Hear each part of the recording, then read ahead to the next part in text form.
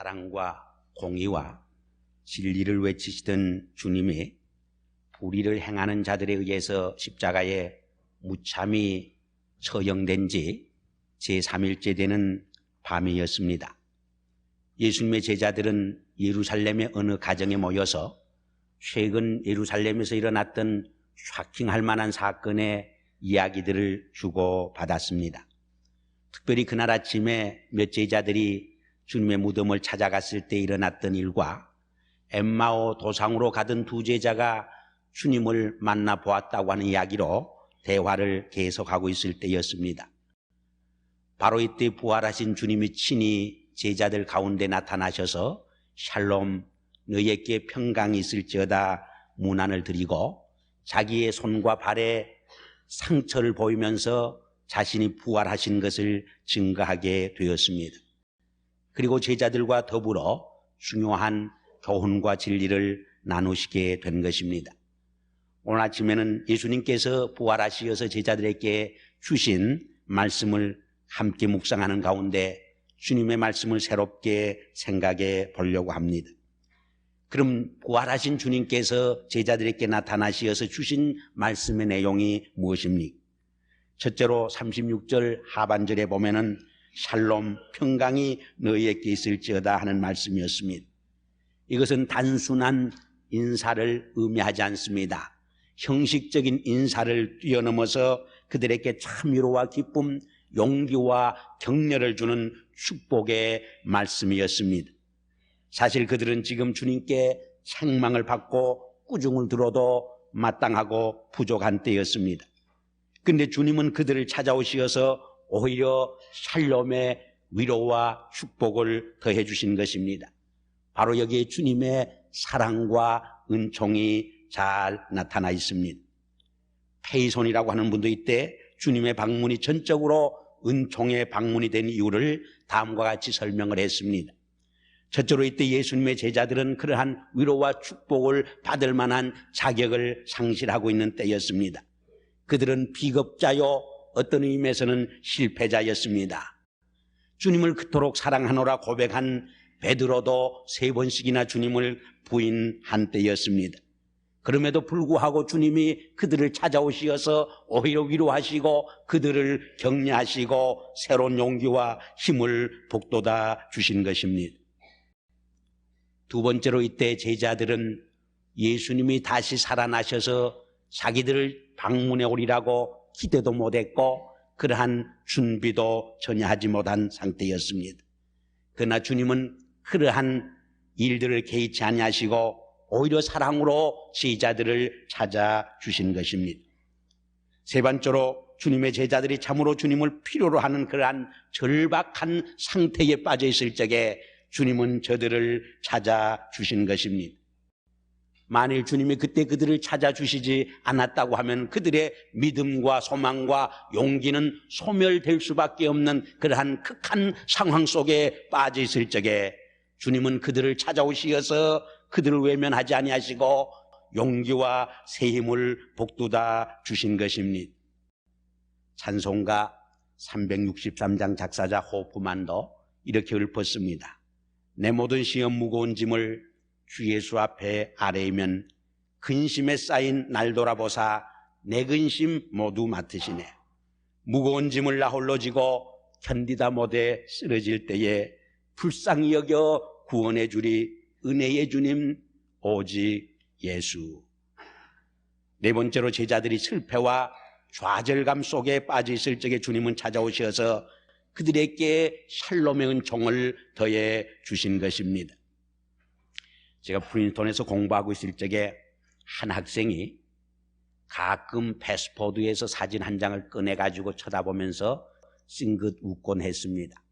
저는 처음에는 아마 애인의 사진을 좀 들여다보는가 보다 그렇게 생각을 했습니다.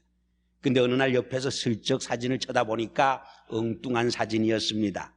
그래서 제가 그 이유를 물었습니다. 그랬더니 그 학생이 그런 간증을 제게 들려주었습니다.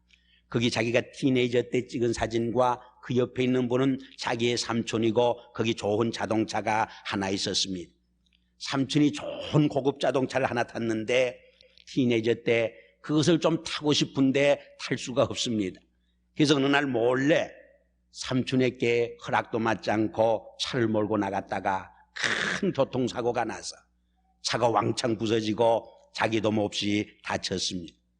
자기가 아픈 것은 고사하고 이제 삼촌이 와서 혼날 생각을 하니까, 기합을 받을 생각을 하니까 얼마나 걱정이 되고 염려가 되었는지 모릅니다. 그러나 삼촌이 오시어서 책망하고 꾸중한 것이 아니라 오히려 다치지 않았니? 울고 있는 자기를 향해서 사내 대장부가 그 적은 일로 울기는 왜 울어? 오히려 위로하고 자기를 붙들고 하나님 앞에 감사의 기도를 드려주었다고 하는 것입니다. 근데 그 삼촌이 몇 년 전에 세상을 떠났다는 것입니다.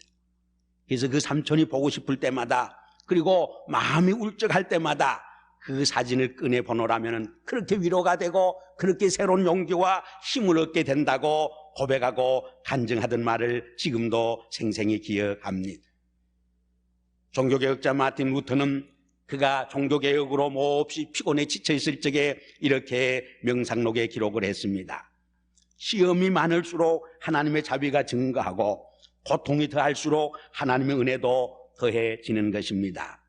나의 인내 창고가 꽉 차버리고 내 힘이 거의 막판에 달하고 내 자원이 고갈되어 가는 때 하나님의 은혜는 겨우 시작하고 있는 것입니다. 하나님의 사랑은 한도가 없습니다. 하나님의 능력에는 울타리가 없는 것입니다. 하나님은 예수 그리스도 안에서 우리에게 무엇인가 주고 싶어 하시는 것입니다. 하나님은 세상이 어두울수록 빛이 필요하다고 하는 사실을 잘 알고 계시는 것입니다. 이렇게 기록을 했습니다. 부활하신 주님은 지금도 우리를 성령으로 찾아오시어서 우리에게 속삭입니다. 믿는 자에게는 결코 절망이 있을 수 없다고. 그러므로 주님의 부활을 믿는 우리는 괴로워도 참고 의심의 안개 속에서도 인내하며 앞이 캄캄하고 휘하게 파도가 밀려와도 두려워하지 아니하고 용기를 지니며 세상의 부조리와 불의가 세력 앞에서도 넘어지지 아니하고 굳건히 서며 전진해 가는 삶을 사는 것입니다. 왜냐하면 우리는 지금도 하나님이 역사하고 계심을 믿기 때문입니다. 이 어두운 역사의 밤에도 하나님은 새벽을 일깨우시고 안개를 해치실 바람을 준비하고 계심을 알고 있기 때문입니다. 하나님은 이 폭풍의 소용돌이 속에서도 반드시 새 소망의 무지개를 비춰주시고 의심의 안개와 죄악의 구름을 헤치고 밝고 광명한 태양을 바라볼 수 있는 새날을 우리를 위해서 준비하고 계시는 까닭입니다. 이 믿음 있기에 진정한 크리스찬에게는 절망이 있을 수 없습니다. 실패도 성공이 되고 상처도 훈장으로 바뀌어지는 기적의 삶을 살아갈 수 있게 되는 것입니다. 그래서 한 크리스찬은 이렇게 고백을 했습니다. 실패는 우리가 실패자임을 의미하지 않습니다. 다만 그것은 아직 성공하지 못했음을 의미할 뿐입니다.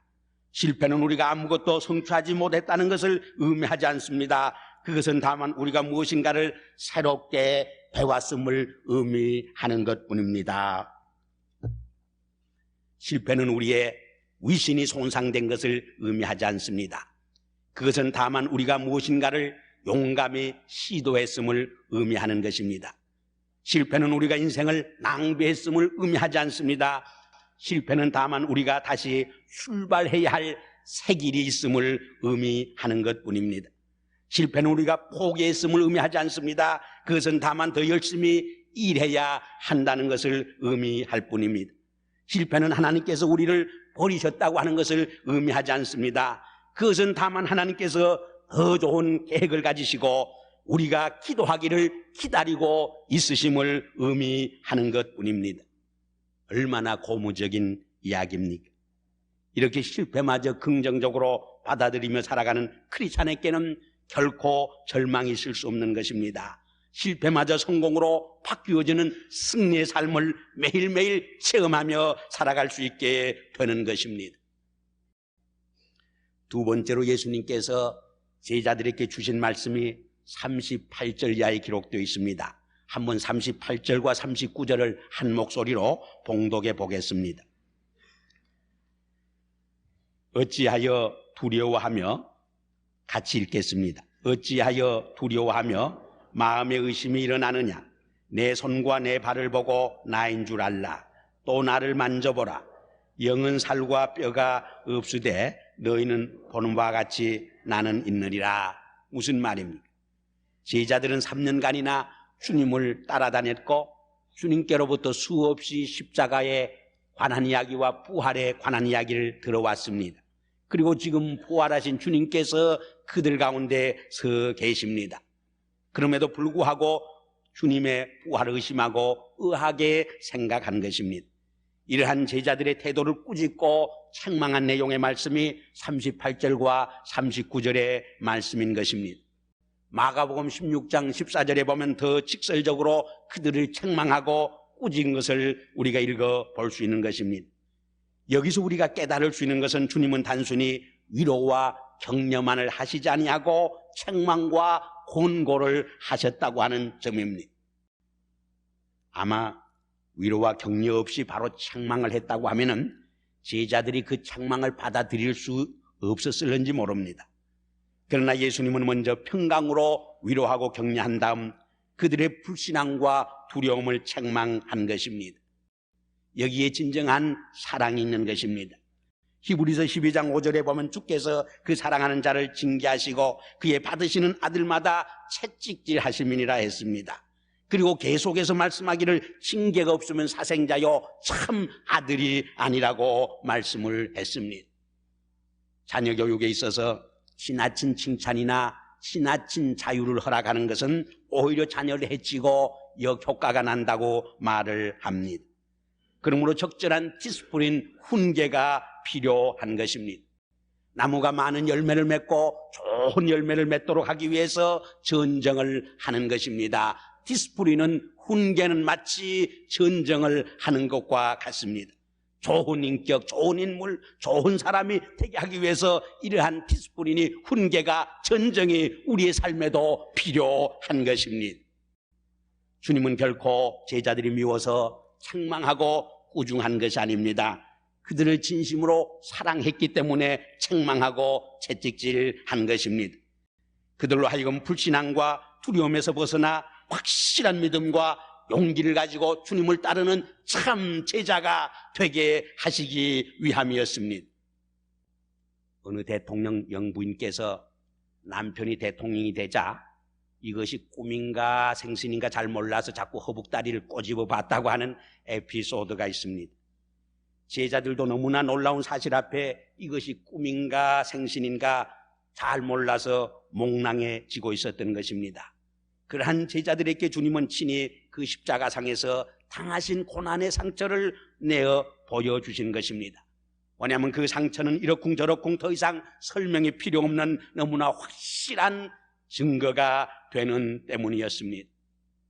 그러나 예수님께서 저들에게 보여주신 상처의 의미는 그 이상의 큰 뜻을 담고 있습니다. 그 상처로 말미암아 모든 제자들의 죄가 용서함을 받고 속량함을 받게 된 것입니다. 그리고 이제 주님과 제자들은 뗄 수 없는 한 몸으로 연합되어지게 된 것입니다. 고통은 우리를 치유하며 하나로 묶어놓는 신비한 능력이 있습니다.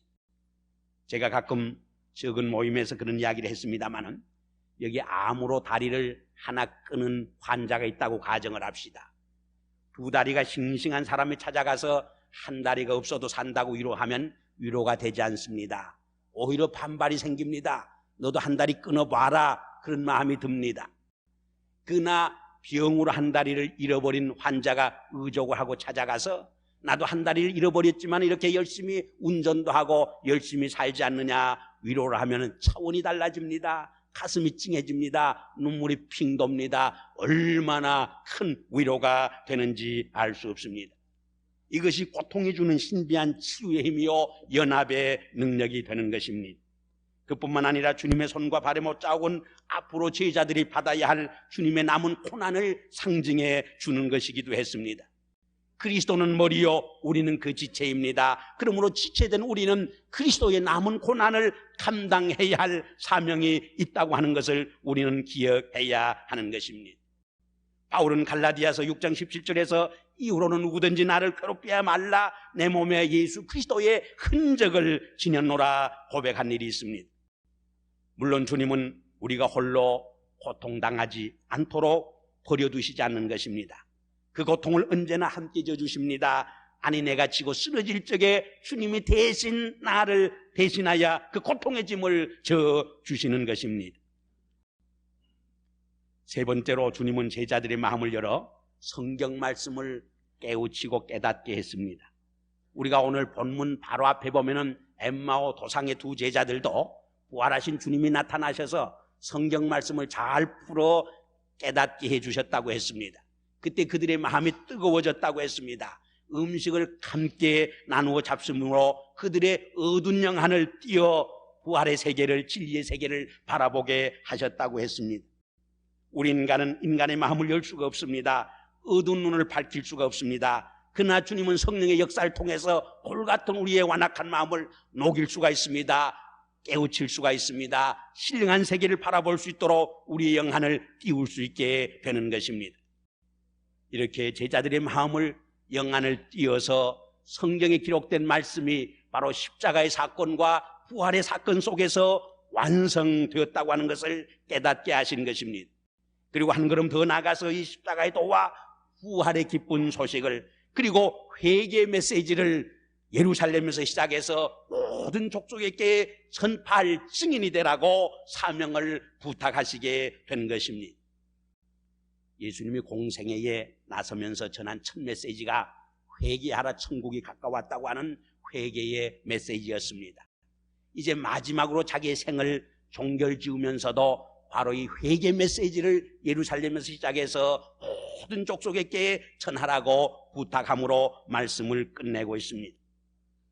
여기서 우리가 생각해 봐야 할 중요한 몇 가지 교훈이 있습니다. 하나는 누가가 이 말씀을 기록할 적에 십자가와 부활의 사건을 회개의 메시지와 동일시했다고 하는 것입니다. 그것은 둘이 아니라 하나라고 하는 것을 암시해 주고 있다고 하는 것입니다. 왜냐하면 참된 회개란 십자가와 부활의 복음을 떠나 이루어질 수 없기 때문입니다. 회개란 결국 그리스도 안에서 내가 죽고 그리스도와 더불어 새롭게 사는 새 삶을 의미하는 때문입니다. 그러므로 회개는 하나님의 은혜와 무관해서 이루어질 수 없는 것입니다.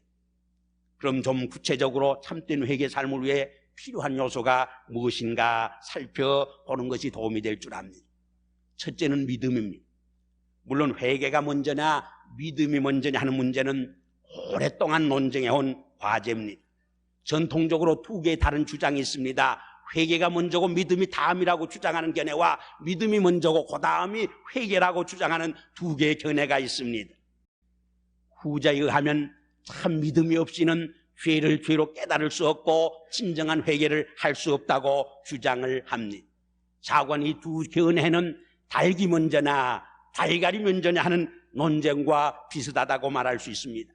저는 이 회개와 믿음은 동시적인 사건이라고 이해를 하고 싶습니다. 왜냐하면 참 회개 없이 우리는 진정한 의미에서 믿을 수 없는 것이고 크리스찬이 될 수 없는 것이며, 반면에 믿음 없이 참된 회개를 우리는 할 수 없는 까닭입니다. 두 번째는 고백입니다. 진실과 정직을 말할 수 있는 컨페션입니다. 세 번째는 성결된 삶입니다. 우리의 회개는 말로 멈춰서는 안 됩니다. 후회로 끝나서도 안 됩니다. 거룩한 성결된 삶으로 이어져야 하는 것입니다. 그리고 회개의 결과입니다. 그것은 죄에서 해방되고 자유함을 얻는 것입니다. 그리고 사죄의 은총에서 오는 기쁨과 평강을 누리게 되는 구원의 축복인 것입니다. 어떤 주일학교 선생님이 학생들에게 세상에서 가장 달콤한 감정이 뭐냐 물었더니 어떤 학생이 사랑이라고, 어떤 이는 소망이라고, 또 어떤 학생은 감사라고 기쁨이라고 여러 가지 대답을 했습니다. 마지막 학생이 회개입니다 하고 눈물을 흘리면서 자기 죄를 고백했다는 이야기입니다. 회개하는 자에게 참 평안과 샬롬과 구원의 축복이 약속되어지는 것입니다. 회개 그 자체는 마라처럼 쓰지만은 그 열매는 참으로 달콤한 것입니다. 그리스도 안에서 새 생명, 새 생활이 약속되어지는 것입니다. 둘째로 생각하려고 하는 것은 바로 이 새 생활을 위한 회개 메시지, 즉 십자가의 도와 부활의 복음의 증인이 되라고 부탁하신 말씀입니다. 여기서 증거한다고 하는 말처럼 소중한 말이 없습니다. 10년 전 혹은 2000년 전에 이루어진 사건이지만은 어떤 이의 증거를 믿음으로 받아들일 적에 그것은 오늘의 나의 사건으로 현실화되어집니다. 나의 오늘의 구원의 사건으로 체험되어질 수 있는 것입니다. 물론 믿지 않을 적에 나와는 아무런 상관이 없는 사건으로 끝나고 마는 것입니다. 여기서 그러나 우리가 증인이 되려고 하면 적어도 몇 가지 요소가 있음을 기억해야 합니다. 그것은 첫째로 친히 보고 체험한 사람만이 진정한 의미에서 증인이 될 수 있다고 하는 점입니다. 재판에서 내 의견이 어떠냐, 내 생각이 어떠냐 묻지 않습니다. 증인이 되려고 하면 내가 보고 만지고 경험한 것이 무엇이냐 하는 질문만 던지게 되는 것입니다. 우리가 십자가의 사건과 부활을 친히 체험할 수 있을 때만이 진정한 의미에서 주님의 복음에 대한 승인이 되고 증거자가 될 수 있는 것입니다. 두 번째로 증인이 되려고 하면 증거하는 사람에 대한 뜨거운 사랑과 헌신의 마음이 있어야 합니다. 그러한 사랑과 헌신이 없을 적에 이리저리 끌려다니면서 증인 노릇을 결코 할 수 없는 것입니다. 세 번째로 증인이라고 하는 말투리아는 순교자라고 하는 뜻입니다. 증인이 되고자 할 적에 때로는 생명의 위협을 받습니다. 생명까지 바쳐야 하는 것입니다. 셋째로 이 회개 메시지, 십자가의 도와 부활의 복음을 예루살렘에서 시작해서 모든 족속에게 전하라고 하시면서 약속해 주신 약속이 하나 있습니다. 그것은 위로부터 능력을 주실 때까지 예루살렘을 떠나지 말고 기다리라고 하는 말씀이었습니다. 그것은 보혜사 성령을 주시겠다고 하는 하나님의 약속이었습니다. 증인의 사명을 바로 감당하기 위해서는 이 성령의 능력을 힘입을 때만이 우리는 바로 감당할 수 있다고 하는 것을 우리에게 말씀해 주시는 것입니다. 이제 몇 주일이 지나면 세교회당 세교육관으로 이전하게 됩니다. 우리가 세교회당 세교육관으로 이전하는 것도 중요하지만은 더 중요한 것은 우리가 새 인격, 새 사람으로 들어갈 수 있느냐가 더 중요한 과제입니다. 그리고 성령의 능력을 힘입어 참으로 주님의 십자가의 도와 부활의 증인의 사명을 감당할 수 있느냐가 더 중요한 우리 크리스찬의 과제인 것입니다. 그때 우리 삶이 더욱 흥황한 삶이 될 것이고 우리 교회가 더욱 흥황하는 교회로서 이 시대와 이 사명을 향한 이 시대와 이 사회를 향하여서 하나님의 증인의 사명을 완수하는 놀라운 생동적인 교회가 될 줄을 확실히 믿는 것입니다. 이러한 축복이 우리와 함께 하시기를 주의 이름으로 기원합니다. 기도하시겠습니다. 아버지 하나님, 부활하신 주님께서 제자들에게 나타나셔서 위로하시고 격려했듯이 삶에 지친 우리를 찾아오시어서 격려하시고 축복하여 주시옵소서.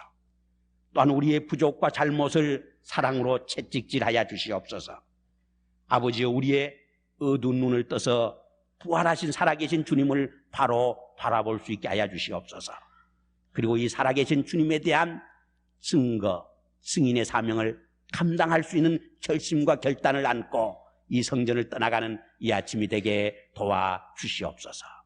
예수 그리스도 이름으로 간절히 기도드리옵나이다. 아멘.